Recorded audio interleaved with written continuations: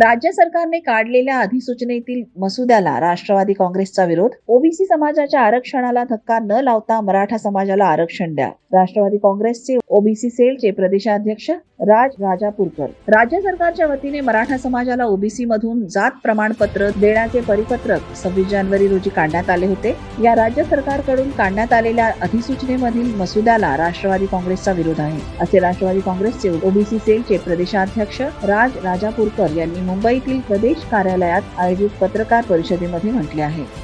आज राष्ट्रवादी काँग्रेस पक्षाच्या ओबीसी सेलच्या वतीने या पत्रकार परिषदेचं त्या ठिकाणी आयोजन करण्यात आलेलं आहे आणि प्रामुख्याने म्हणजे ओबीसी सेलच्या माध्यमातून राष्ट्रवादी काँग्रेस पक्षामध्ये काम करणाऱ्या प्रत्येक ओबीसी सेलच्या कार्यकर्त्याला असेल त्या ठिकाणी एक पुढची दिशा ही ठरवण्याच्या बाबतीमध्ये एक भूमिका घेण्याच्या दृष्टिकोनातून आज या ठिकाणी या पत्रकार परिषदेचं आयोजन केलेलं आहे. सगळ्यात प्रामुख्याने म्हणजे आपण पाहिलं असेल की आताच गेल्या काही दिवसापूर्वी 26 जानेवारीला राज्याचे मुख्यमंत्री मान्य एकनाथजी शिंदे साहेबांनी एक अधिसूचना जारी करून मराठा समाजाला आरक्षण देण्याच्या बाबतीमध्ये एक भूमिका घेतली. पण ती भूमिका घेत असताना ती अधिसूचना जी त्यांनी जारी केली होती त्याच्या अंतर्गत त्याच्या पश्चात अनेक ठिकाणी राज्यामध्ये ओबीसी प्रवर्गामध्ये असलेल्या विविध जाती घटकातील लोकांकडून त्याच्यावरती आक्षेप घेण्यात आले.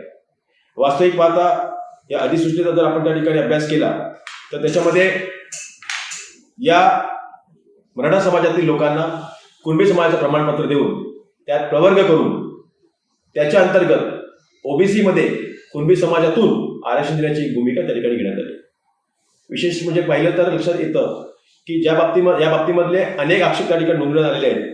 पण याच्या बाबतीमध्ये राष्ट्रवादी काँग्रेस पक्षाकडनं ओबीसीच्या माध्यमातून या अधिसूचनेच्या अंतर्गत आम्ही त्या ठिकाणी अधिसूचनेमधल्या मसुद्याला त्या ठिकाणी विरोध करत हरकत दर्शवण्यात आली.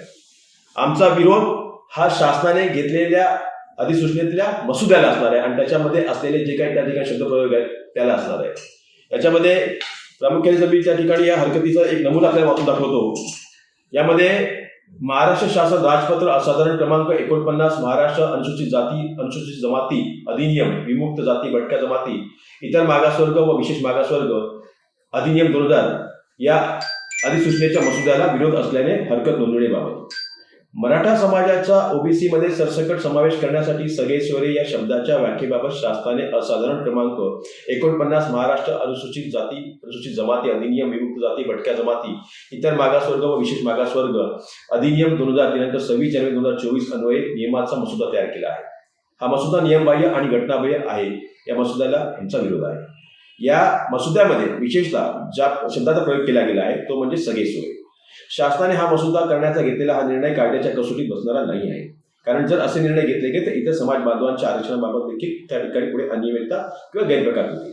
मान्य सर्वोच्च न्यायालय व मान्य उच्च न्यायालयाने अनेक खटल्यामध्ये निर्णय देताना जाती नैसर्गिकरित्याकडून म्हणजे बायोलॉजिकल फादर यांच्याकडे मिळत असल्याचा अनेकदा उल्लेख केलेला आहे. परंतु प्रस्तावित मसुद्यातील तरतुदीनुसार केवळ शपथपत्राच्या व गृह चौकशीच्या आधारे जात प्रमाणपत्र देण्याचा प्रकार हा असंवैधानिक आहे, अनकॉन्स्टिट्युशनल आहे व बेकायदेशीर आहे. तसेच तो मान्य सर्वोच्च न्यायालय व मान्य उच्च न्यायालयाने वेळोवेळी दिलेल्या निर्णयाला छेद देणारा आहे. हा मसुदा कुठल्याही परिस्थितीत कायद्याच्या कसोटीत टिकणारा नाही आहे. मी पुन्हा सांगतोय की हा मसुदा कुठल्याही परिस्थितीत कायद्याच्या कसोटीत टिकणारा नाही आहे. सगळे सोयरे किंवा सरसकट हा आरक्षणाचा निकष नसून सामाजिक व शैक्षणिक दृष्ट्या मागास हा आरक्षणाचा निकष आहे. परंतु प्रस्तावित मसुद्यातील निकषानुसार जवळपास 80% मराठा समाज ओबीसी मध्ये समाविष्ट होऊन मूळ ओबीसी घटक हा आपल्या हक्काच्या आरक्षणापासून वंचित आहे. घटनेने दिलेले आरक्षण हे सामाजिक व शैक्षणिक दृष्ट्या मागास प्रवर्गासाठी असताना सामाजिक दृष्ट्या मागास नसलेल्या मराठा समाजाला ओबीसी मध्ये मूळ घेणं हे ओबीसी अन्यायकारक असेल. सदर मसुद्यानुसार शासनाने आजपर्यंतची जातीचा दाखला देण्याची पद्धत मोडीत काढलेली आहे. प्रस्तावित मसुद्याद्वारे सगळे सोयरे शब्दाची व्याख्या ठरवली गेली आहे. सदर व्याख्या अतिशय मोगम आणि व्यापक स्वरूपाची आहे. याद्वारे सजातीय विवाहातून तयार झालेल्या नातेसंबंधातील व्यक्ती कुणबी प्रमाणपत्र मिळविण्यासाठी अर्ज करू शकते असं म्हटलं आहे. परंतु सजातीय विवाहाची व्याख्या ठरविण्यात आलेली नाही किंवा एखादा विवाह सजातीय ठरविण्याचे कोणतेही कायदेशीर निकष अस्तित्वात नसल्याने यातून गैरप्रकार होण्याची शक्यता निर्माण झाली आहे. या ठिकाणी केवळ शपथपत्र अथवा गृह चौकशीच्या आधारे सजातीय विवाह ठरविणे सामाजिक दृष्ट्या गुंतागुंतीचे आहे. त्यामुळे सरसकट कुणबी जात प्रमाणपत्र वितरित होण्याची शक्यता नाकारता येत नाही.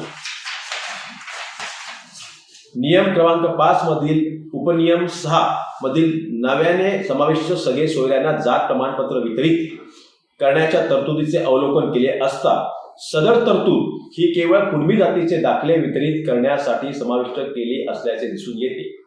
प्रस्तावित मसुद्याद्वारे ज्या नियमामध्ये बदल करण्यात येत आहेत त्या नियमाद्वारे अनुसूचित जाती, अनुसूचित जमाती, भटक्या जाती, विमुक्त जाती, इतर मागासवर्ग व विशेष मागासवर्गातील बहुसंख्य जातींना जात प्रमाणपत्र व जात वैधता प्रमाणपत्र वितरित करण्यात येत आहे. असे असताना उपरोक्त दुरुस्तीनुसार केवळ कुणबी जातीसाठी सगळे सोयऱ्यांना जात प्रमाणपत्र देण्याची तरतूद करून शासनाने भारतीय राज्यघटनेच्या बेसिक स्ट्रक्चर ऑफ डॉक्ट्राईन्सचा भाग असलेल्या कलम 14च्या तरतुदीचा भंग केलेला आहे. कलम 14 नुसार राज्यघटनेने जात, धर्म, वंश, जन्मस्थान या आधारे नागरिकांमध्ये भेदभाव न करण्याचे तत्वता ठरवून दिले आहे. परंतु विषयांकित मसुद्याद्वारे शासनाने जाती जातीमध्ये भेदभाव करून एका विशिष्ट जातीसाठी विशेष सवलत दिली आहे. त्यामुळे सदर मसुदा राज्यघटनेच्या तरतुदीच्या विपरीत म्हणजे अँटी कॉन्स्टिट्युशनल आहे. एका विशिष्ट समाजासाठी शासनाने नियम आणि कायदे धाब्यावर बसवले आहेत. सगळे सोयरे हा शब्द टाकून कोणाचाही पुरावा कोणालाही लावून गृह चौकशीच्या नावाने एक प्रकारे सरसकट मराठा समाजाला मागच्या दाराने कुणबीमध्ये विशिष्ट प्रवर्ग करून ओबीसी मध्ये समावेश करून त्याचा मार्ग मोकळा करून दिलेला आहे. त्यामुळे असाधारण क्रमांक 49 मार्च अनुसूचित जाती जमाती अधिनियम, विमुक्त जाती, भटक्या जमाती, इतर मागासवर्ग, विशेष मागासवर्ग अधिनियम 2000 दिनांक 26 जानेवारी 2024 या अधिसूचनेच्या मसुद्याला माझी हरकत असल्याने हा अधिसूचनेचा मसुदा रद्द करण्यात यावा अशी आम्ही त्या ठिकाणी विनंती करत आहोत. जो विरोध आहे तो या शासनाच्या या अधिसूचनेच्या मसुद्याला आहे. या अधिसूचनेच्या मसुद्यामध्ये जो शब्द प्रयोग केला गेला आहे, अधिसूचनेचा जो मसुदा आहे तो आमच्या मते चुकीचा आहे. याच्यामध्ये वापरण्यात आलेला सगळे सोयरे शब्द, आता सगळे सोयरे शब्दाचा जर आपण त्या ठिकाणी विचार केला तर सिंपल असे साधारणशी गोष्ट आहे की समजा आता एक एक्झाम्पल देतो की आमचे मंत्री आहेत, माजी मंत्री जितेंद्र आव्हाड साहेब. आता आव्हाड साहेबांचं लग्न झालेलं आहे, ज्यांच्याशी त्या आहेत ब्राह्मण प्रवर्गातल्या. आता आव्हाड साहेब हे येतात वंजारी, ओबीसी मध्ये येत असतील, भटक्या विमुक्तमध्ये असेल. आता वंजारी समाजातली आव्हाड साहेबांच्या पत्नी आहे ब्राह्मण. मग त्यांच्या सगळे सोयऱ्यांना तुम्ही सरसकट आरक्षण देणार का ओबीसी मध्ये प्रवर्ग करून? म्हणजे सरकारची मुळात जी व्याख्या आहे ती व्याख्या चुकीची आहे. म्हणजे मराठा समाजातला एखादा आंतरजातीय विवाह केलेला एखादा त्या ठिकाणी व्यक्ती असतील, त्याची मिसेस त्यांच्या धर्मपत्नी ज्या असतील त्या एखाद्या विशिष्ट वेगळ्या समाजातल्या असतील, त्यांच्या सुद्धा सगळे सोयऱ्यांना आपण त्या ठिकाणी सरसकट आरक्षण देणार. याचा अर्थ असा झाला की तुम्ही सरसगट आणि सगळे सोयरे ह्याची व्याख्या तुम्ही स्पष्ट करत नाही आहात. जो अँटी कॉन्स्टिट्युशनल आहे तो घटनेच्या विपरीत आहे. म्हणजे अशा शब्दांचा प्रयोग करून त्या ठिकाणी तुम्ही जर सरसकट त्या ठिकाणी एखाद्या समाजाला ओबीसी मध्ये प्रवर्ग करणार असेल, आणि त्यातून दुसरी गोष्ट म्हणजे की जात प्रमाणपत्र आणि जात प्रमाणपत्र वैधता प्रमाणपत्र देण्याची जी काही पद्धत आहे ती पद्धत मुळात चुकीची आहे. कारण याच्या अंतर्गत जर तुम्ही पाहिलं तर शासनाने जो फॉर्म्युला आहे तो फॉर्म्युला बदललेला आहे. म्हणजे प्रमाणपत्र देण्याचा जो फॉर्म्युला आहे तो फॉर्म्युला बदललेला आहे, तो पण सोयीनुसार. मग जर आणि तो फक्त आणि फक्त कुणबी समाजासाठीच, कारण कुणबी समाजामध्ये प्रवर्ग करून मराठा समाजाला जात वैधता प्रमाणपत्र देऊन त्याला आरक्षणामध्ये प्रवर्ग करण्याची शासनाची भूमिका होती का? याच्याबद्दल लोकांच्या मनामध्ये शंका निर्माण झालेली आहे, संभ्रम निर्माण झालेला आहे. आणि या सगळ्यामुळे एक मोठा समाज त्या ठिकाणी अस्वस्थ झालेला आहे. आणि अननेसेसरी एखाद्या मोठ्या प्रवर्गाला अस्वस्थ करून समाजामध्ये एका दुसऱ्या प्रवर्गासोबत भांडण लावण्याचा त्या ठिकाणी कुठेतरी कटकार रस्ता आहे का, असं देखील त्या ठिकाणी प्रश्न जो आहे तो समाजामध्ये विचारला जातोय. कारण की मुळात ओबीसीचं जे आरक्षण होतं ते ओबीसीचं जे आरक्षण होतं त्या ठिकाणी जनगणनेच्या अभावी अनेक ठिकाणी, म्हणजे राजकीय आरक्षणाच्या बाबतीत विचार करता अनेक ठिकाणी जनगणनेच्या अभावी त्यांचं आरक्षण जे होतं ते त्या ठिकाणी न्यायालयाच्या उंबरवरती कितपत पडलेलं आहे. कितीतरी महानगरपालिका, नगरपालिका, जिल्हा परिषदा, नगरपंचायती असतील, ग्रामपंचायती असतील, अनेक ठिकाणी त्या ठिकाणी निवडणुका ज्या आहेत आणि त्यांचं जे राजकीय आरक्षण आहे, भवितव्य आहे, ते त्या न्यायालयाच्या उंबरवरती कितपत पडलेलं आहे. मग जोपर्यंत जातीनीय जनगणना होत नाही, म्हणजे ह्याचा बेस जो आहे तो जातीनीय जनगणना जोपर्यंत होत नाही राज्यामध्ये, तोपर्यंत कुठल्याही समाजाला आरक्षणाचा प्रश्न हा मार्गी लागू शकणार नाही. मग मराठा असेल, ओबीसी असेल, एससी असेल, प्रत्येक समाजासाठी. आणि ही जनगणना अत्यंत महत्वाची आहे.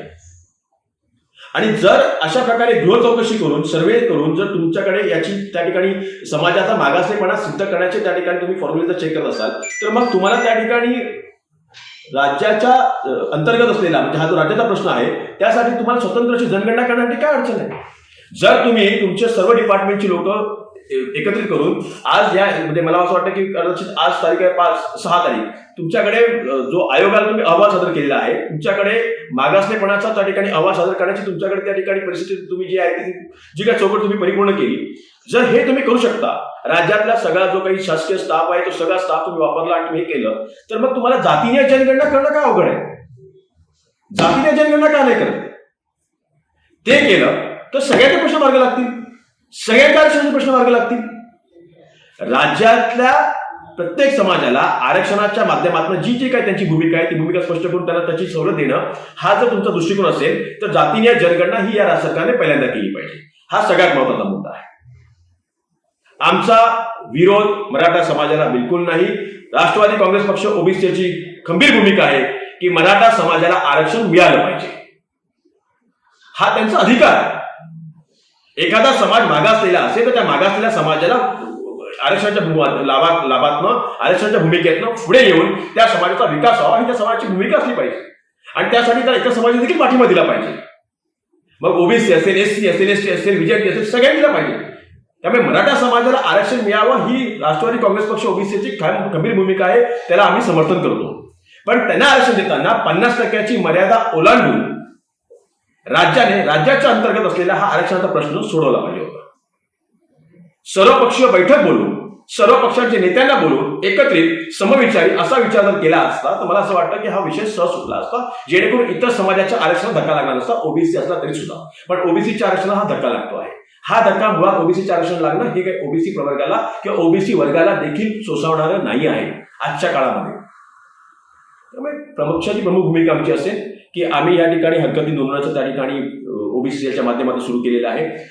राज्यातना अनेक हजारो हरकती त्या ठिकाणी प्रत्येक तहसील कार्यालयावर जातील. आमच्या हरकती पुन्हा सांगतो, राज्य सरकारच्या अधिसूचनाचा जो काही त्यांनी जो मसुदा तयार केला आहे त्या मसुद्याला आहे. मराठा समाजाच्या आरक्षणाला नाहीये, बिलकुल नाही आहे. समाजाला आरक्षण मिळण्यासाठी राष्ट्रवादी काँग्रेस पक्ष ओबीसी असेल, मग तो मराठा समाज असेल, अल्पसंख्याक असेल, लिंगायत असेल, ओबीसीचं आरक्षण वाचवायचं असेल किंवा असेल, त्या समाजाच्या आरक्षणासाठी राष्ट्रवादी काँग्रेस पक्ष ओबीसी अखंड पक्ष हा कार्यरत राहील आणि रस्त्यावरती उतरेल त्याच्या न्याय त्याच्या पुढच्या भवितव्यासाठी. परंतु समाजामध्ये जर दंगे होत असतील, समाजामध्ये ते निर्माण करण्याचा जर प्रयत्न केला असेल तर ते राष्ट्रवादी काँग्रेस पक्षाला मान्य नाही. किंबहुना ओबीसी सेल बहुजनांना एकत्रित करून मग मराठा विरुद्ध ओबीसी, ओबीसी विरुद्ध धनगर किंवा मग धनगर विरुद्ध मराठा, मग मराठा विरुद्ध अल्पसंख्याक या सगळ्या वादांना तोडून राष्ट्रवादी काँग्रेस पक्ष ओबीसी सेल या सर्व बहुजनांना एकवटण्याची, जोडण्याची भूमिका घेणार आणि त्यासाठी महाराष्ट्रभर बहुजनांना जोडण्याचं काम करेल. या सर्व समाजामध्ये असलेले मतभेद दूर करून या समाजाला एकवटण्याचं काम त्या ठिकाणी राष्ट्रवादी काँग्रेस पक्ष ओबीसी सेल करेल. आणि सगळ्यात महत्वाचं म्हणजे की येणाऱ्या काळामध्ये जातीय जनगणनेचा मुद्दा घेऊन ओबीसी सेल रस्त्यावरती उतरेल, आंदोलनं करेल. ही ओबीसीची प्रमुख भूमिका असेल. राष्ट्रवादी काँग्रेस पक्षाचं एक शिष्टमंडळ सन्माननीय माजी मंत्री जितेंद्र आव्हाड साहेबांच्या नेतृत्वाखाली राज्य मागासवर्गीय आयोग, सामाजिक न्याय विभागाचे सचिव यांना त्या ठिकाणी लवकरच भेटणार आहे.